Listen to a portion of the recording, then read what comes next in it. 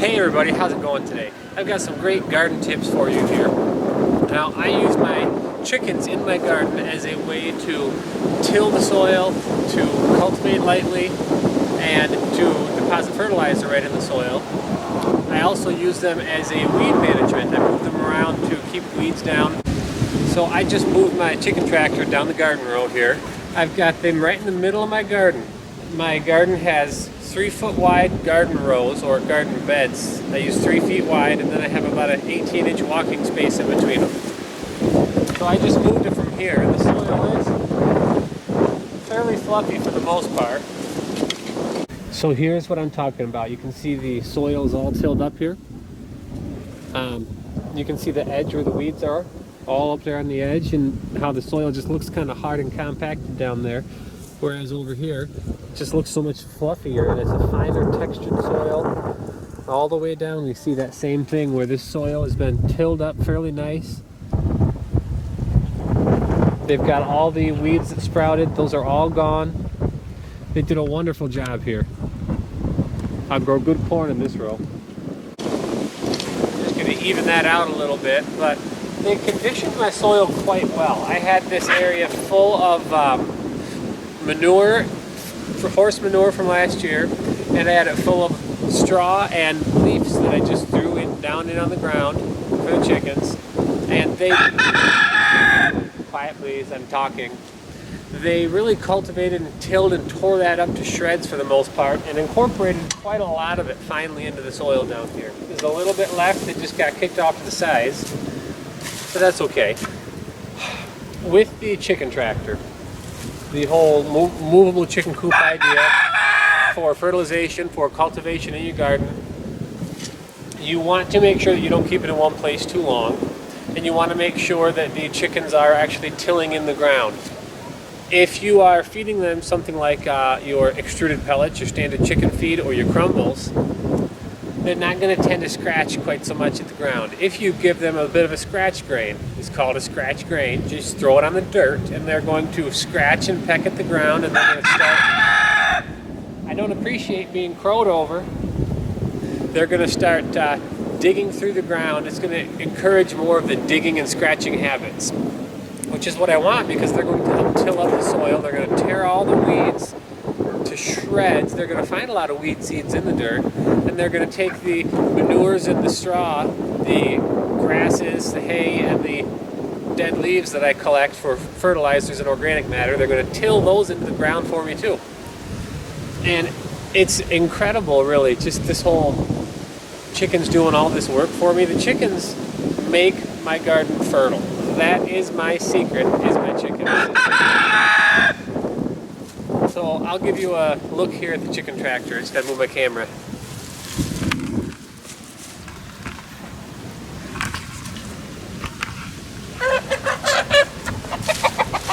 Alrighty, this here is the chicken tractor.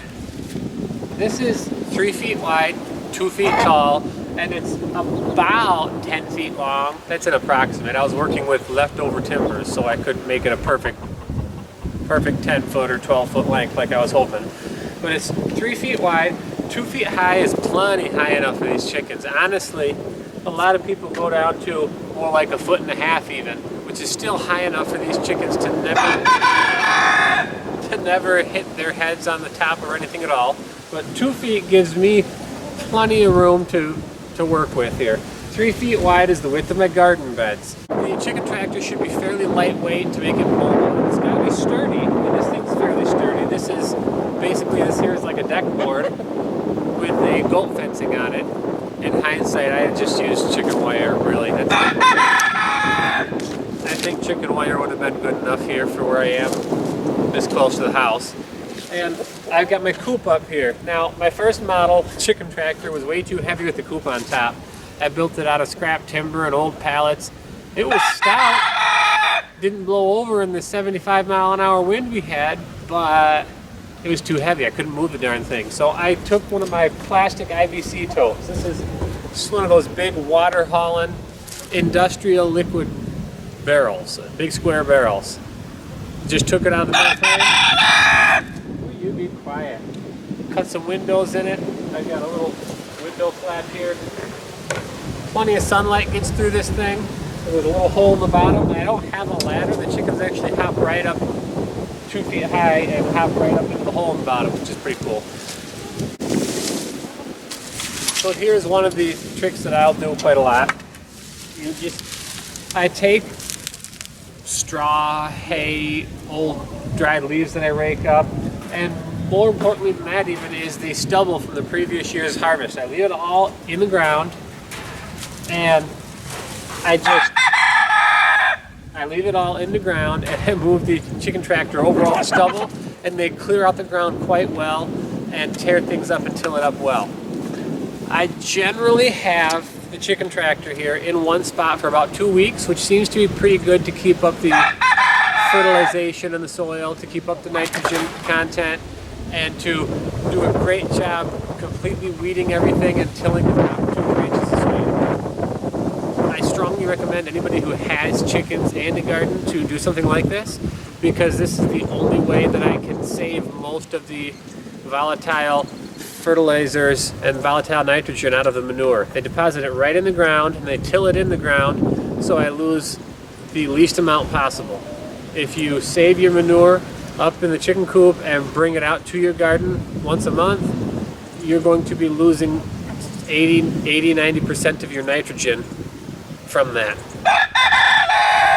Now I got just 2 more things that I wanted to mention about these chicken tractors and how to work with chickens in your garden like this.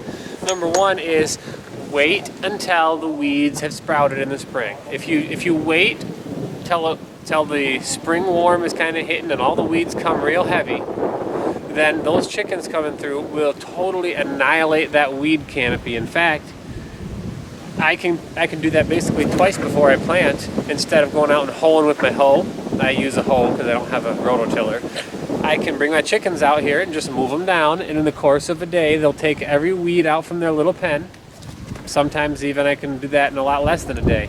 They take the whole weed canopy out of their little pen, and then I move to the next spot. And by the time the weeds grow back again, I'll bring them back and let them weed again until the soil just a little bit more. Then it's ready to plant. That's my first point. And the second point is, if you're building one a little bit heavier like what I have here, it's not an ultra lightweight type, you need some kind of wheels on it to make it mobile. And I mean, I've got just this cheap, ugly little axle set up here. And all this is a piece of rebar, just iron rebar, with, these are wheels that I bought from Tractor Supply Co. And these are just wheelbarrow wheels. And I have lengths of rubber hose with a hose clamp holding it in place here. And I just happen to have some large washers that I stuck in here too, and that just keeps the wheel from wobbling too much. But this was about, between everything, I already had the rebar sitting in my shed, but I paid about $17 for this, for the wheels and for the hose clamps. And this is, I don't like spending extra money where it's not needed, but this saves my back so much lifting on that coop. I just put it under the heavier side of my chicken tractor here where the coop is, and I can push or pull my little chicken tractor all up and down my garden rows. You may have some concerns with chicken manure in your garden as far as, will it be dangerous on your seedlings or plants, or will it create an unsanitary condition for harvesting your vegetables? Well, not really. If you throw on a bunch of fresh manure onto your garden right before you harvest some vegetables, well, then you've got some potential for that. The bigger issue seems to be with leafy green vegetables, and I'm not sure why that is. Something about they just tend to hold on to a lot of that bacteria-laden material. But with the chickens here, I just moved them from here today. I could rake this right up, just rake it smooth, and I could plant my turnips, my radishes in here. I could plant my corn. This is actually going to be corn. I can rake this smooth today and plant whatever I want in it, and it's going to be okay. It's not going to burn the seedlings. They've only been in this spot for 2 weeks, and they've been tilling the soil with their manure as they go, so it's not too strong. There's not too much of anything in the dirt for them. You won't kill your seedlings. And the bacteria from that manure is actually working in conjunction with the bacteria in the soil, because this is a healthy soil area. It's not really throwing much out of balance. By the time I harvest any vegetables out of here, this is going to be exactly like any of the other soil around here. It's going to have the same type of healthy soil flora as anything else around here in the dirt. So there's not really a concern there. If you are putting a uncomposted manure down, then you want to don't use a manure within a couple weeks of harvesting a vegetable. With something like your low growing crops, maybe your radishes, your leaf greens, turnips, things that you harvest right off the ground, at least just make sure to give them a rinse. Honestly, that'll negate just about everything if you give them that rinse, but the complete safe period in the industry is considered 30 days. If you give it 30 days after you put the manure down, everything down there is considered safe, as long as you have it somewhat incorporated into the soil. You put manure down, 30 days later, you can harvest anything without any extra or any special concerns at all. Now, I tell everybody that your garden should work for you, you shouldn't work for your garden. And this is one of those ways that you can help to keep everything in your garden working for you, so you don't have to do as much work yourself. And it's a wonderful, effective, and efficient way to do things. Don't forget to like this video. I'll catch you guys next week with my next set of movies that I put out here for you. I hope you guys found this useful. I'll catch you later. Bye now.